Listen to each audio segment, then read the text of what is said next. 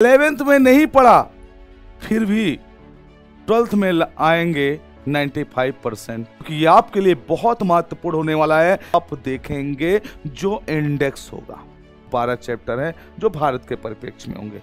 2025 तक का आपको PYQ तो देखना ही चाहिए। हेलो मेरे प्यारे बच्चों, स्वागत है आपका आपके अपने नंबर 1 एजुकेशन प्लेटफॉर्म विद्याकुल परिवार में।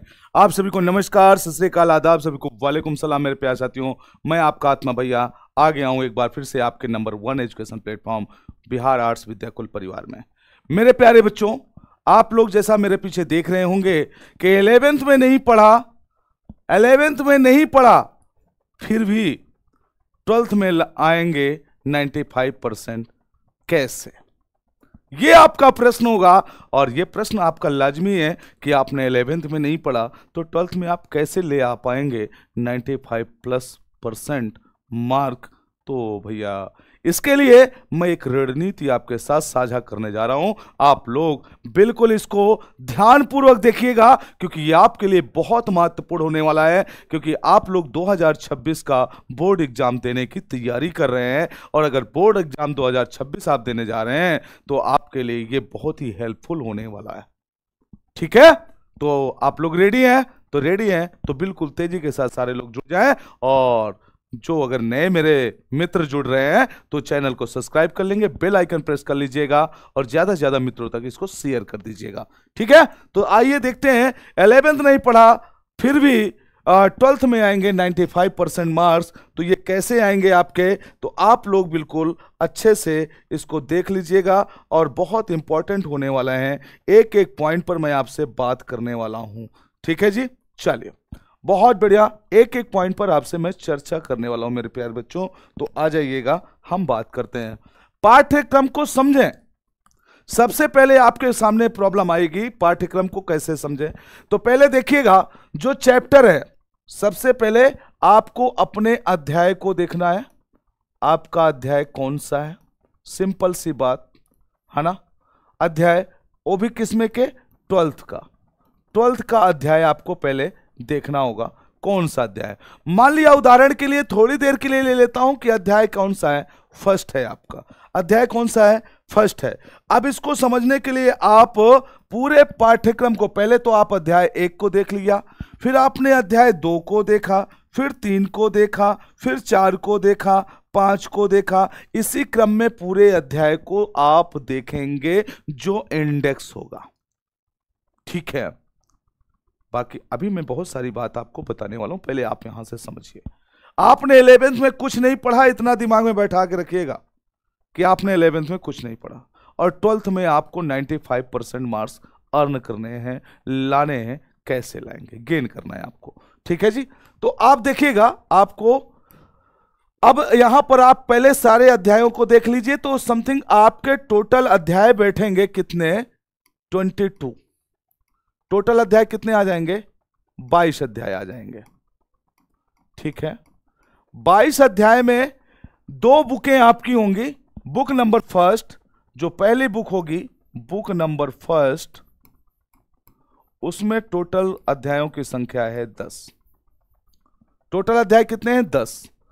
बुक सेकंड होगी जो आपकी, बुक सेकंड जो आपकी होगी, उसमें टोटल अध्याय होंगे 12।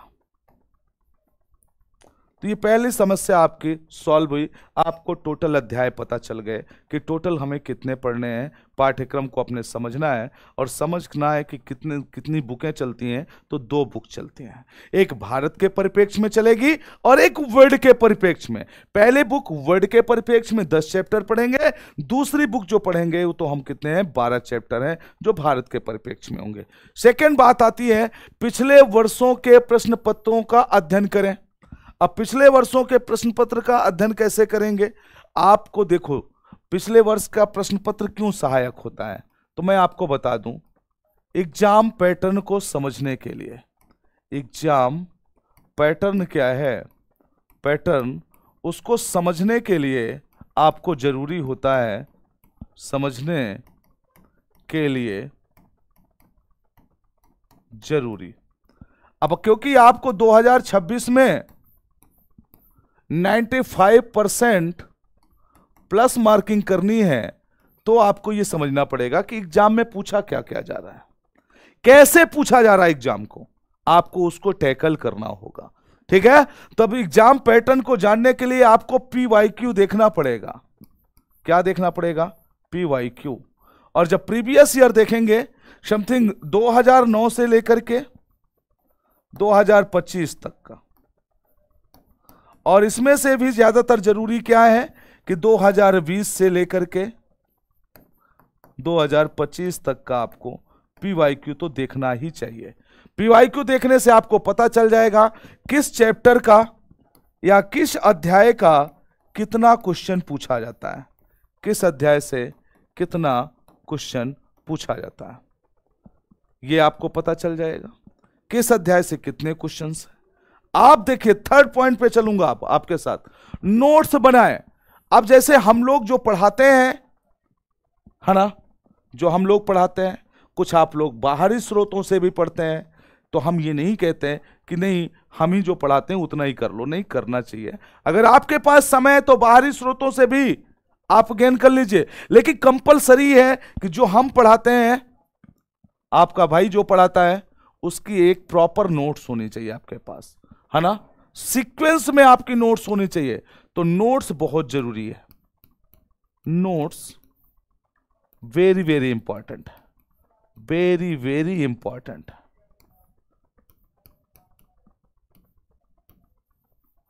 ठीक, नोट्स आपको बनाना होगा। नोट्स कैसे? चैप्टर वाइज, चैप्टर वाइज आपको नोट्स बनाना है, चैप्टर वाइज नोट्स बनाना है। प्लस इसे में PYQ करने हैं, प्रीवियस ईयर में क्या पूछे गए, प्लस आपको इसके MCQ करने हैं, प्लस ये नोट्स एक चैप्टर की बात कर रहा हूं, फिर इसके बाद शॉर्ट आंसर, फिर लॉन्ग, आपका ये चैप्टर कंप्लीट हो। ठीक, ये हो गया नोट्स का तरीका। आप उन्हीं पॉइंटों को इसमें रखें, उन्हीं पॉइंट को रखें, पॉइंट्स को रखें,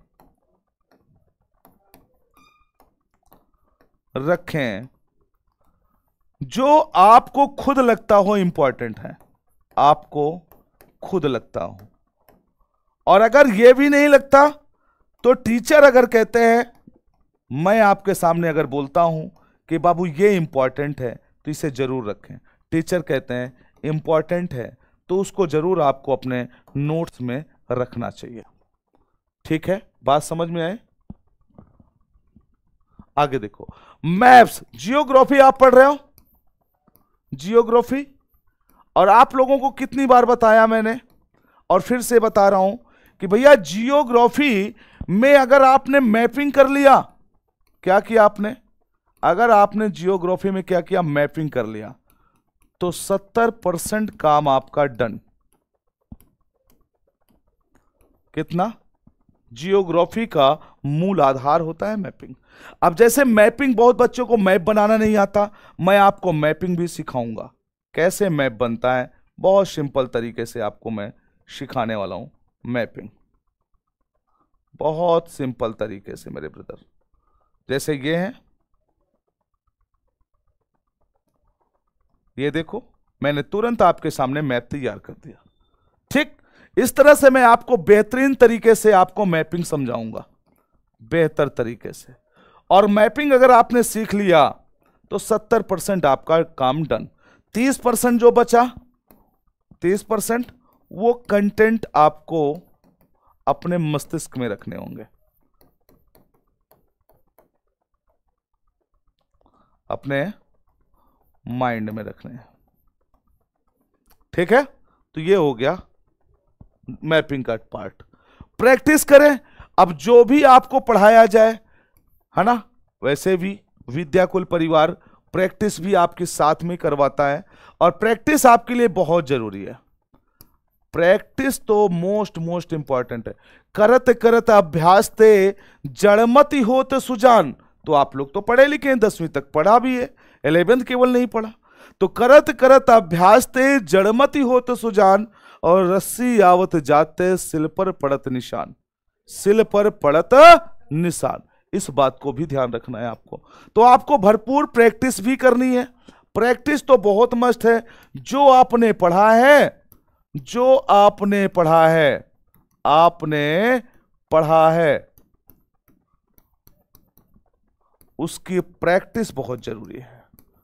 उसकी प्रैक्टिस जरूरी, ठीक है, उसके प्रैक्टिस बहुत ही जरूरी है। ओके, ये बात आपको क्लियर हो गई। ये प्रैक्टिस बहुत जरूरी है। आगे देखिए, टेस्ट। विद्याकुल परिवार हर सप्ताह साप्ताहिक टेस्ट करवाता है। साप्ताहिक टेस्ट आप अपने बड़े भाइयों से चीजों को जान सकते हैं। साप्ताहिक टेस्ट में क्या होता है, जो पूरा वीक का पढ़ाया जाता है, पूरा वीक, पूरा सप्ताह जो पढ़ाया जाता है, पढ़ाया जाता है,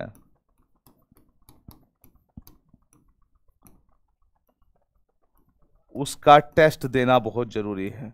उसका टेस्ट देना जरूरी है, बहुत जरूरी है। आपको रणनीति है साझा कर रहा हूं। अगर इतना आप लोगों ने कर लिया मेरे बच्चों, तो आपको 95% मार्क्स लाने से कोई नहीं रोक सकता। अब रही बात, शिक्षकों से पूछे। क्या पूछें भाई, शिक्षकों से क्या पूछें? अब आपको मान लिया मैंने कोई कॉन्सेप्ट पढ़ाया, कोई कॉन्सेप्ट पढ़ाया, आपको कॉन्सेप्ट पढ़ाया, और कॉन्सेप्ट आपको समझ नहीं आया, नहीं आया। ध्यान रखना इस बात को, आपको कॉन्सेप्ट समझ नहीं आया। अब आपको लगता है कि अब हम क्या करें, कॉन्सेप्ट तो हमें समझ में नहीं आया। आप बिना किसी हेडक के अपने टीचर से तुरंत क्रॉस क्वेश्चन कीजिए, तुरंत क्रॉस क्वेश्चन कीजिए, क्रॉस क्वेश्चन कीजिए, तुरंत क्रॉस क्वेश्चन कीजिए। सर मुझे समझ में नहीं आया, सर मुझे समझ में नहीं आया, समझ में नहीं आया, प्लीज बताएं, प्लीज पुनः बताएं। टीचर आपको पुनः बताएगा, ठीक है। इसमें शर्म नहीं करनी, किसी भी तरह की आपको शर्म नहीं करनी, शर्म नहीं करना, क्योंकि ये कैरियर का सवाल है। पहली बात तो ये, शर्म नहीं करना, नंबर 1। दूसरी बात, कौन क्या बोलता है उससे हमें कोई लेना देना नहीं है। मुझे नहीं समझ में आया मैं पूछूंगा, सीधी सी बात ये है। मुझे नहीं पता मैं जानूंगा टीचर से, और टीचर की रिस्पॉन्सिबिलिटी वो आपको सेटिस्फाई करेगा। इससे आपका कॉन्सेप्ट क्लियर रहेगा, कभी भूलेगा नहीं। तो शिक्षकों से ये क्वेश्चन पूछने की आदत डालिए, शर्म नहीं करना। क्योंकि जो स्टूडेंट होते हैं या जो विद्यार्थी होता है, विद्यार्थी, उसको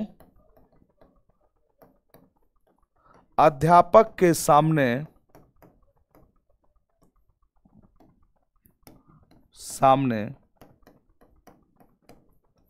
शर्म करने की कोई जरूरत नहीं है, शर्म करने की कोई जरूरत नहीं है।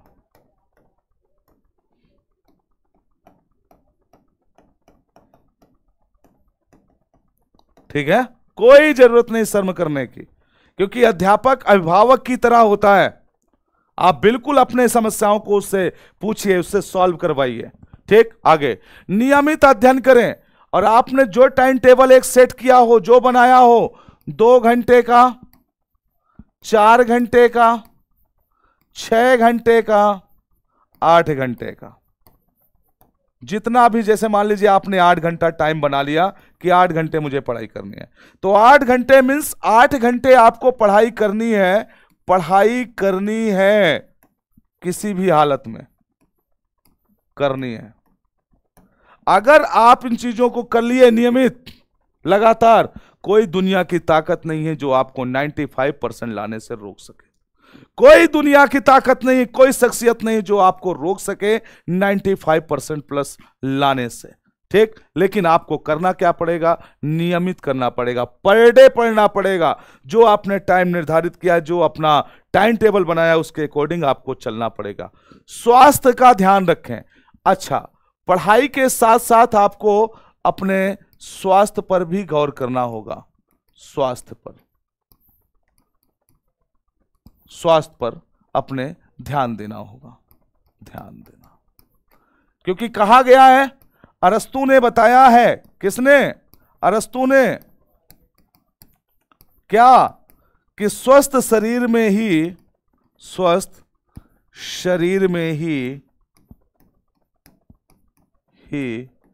स्वस्थ मस्तिष्क का वास होता है।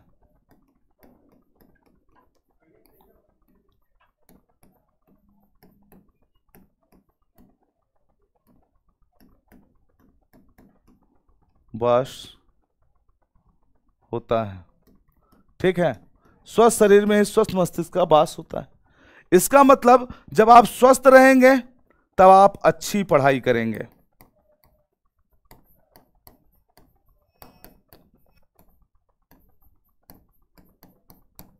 ठीक है, बात को दिमाग में बैठा लेना, उतार लेना। बहुत महत्वपूर्ण बात बता रहा हूं। आत्मविश्वास रखें। ये 10 पॉइंट मैंने जो बताया है, इस पर बाबू ध्यान रखिएगा। निश्चित रूप से आपका भविष्य बहुत उज्जवल हो जाएगा, उसमें कोई दो राय नहीं है।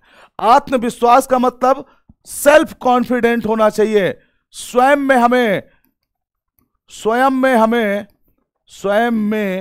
हमें भरोसा होना चाहिए। भरोसा क्यों? भरोसा होना चाहिए। प्रश्न ये आ गया, कैसे सर? बाबू, इसलिए कि जब आपको स्वयं में अपने बिलीव होगा कि मैं कर सकता हूं। अरे मैं भी तो धरती का वही प्राणी हूं जो अन्य लोग हैं। क्या मैं नहीं कर सकता? मैं बिल्कुल कर सकता हूं, 100% कर सकता हूं। तो आपने 11th नहीं पढ़ा, कोई बात नहीं। विद्याकुल परिवार आपके साथ है, आपको शून्य से शिखर तक लेके जाने के लिए। आप बिहार बोर्ड आर्ट्स विद्याकुल परिवार के अभिन्न अंग हैं, बिल्कुल आपको वहां तक पहुंचा। ठीक, क्योंकि कहा गया है कि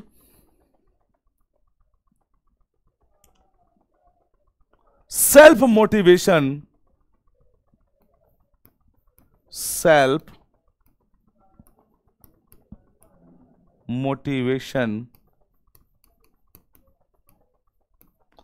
is a बेस्ट मोटिवेशन।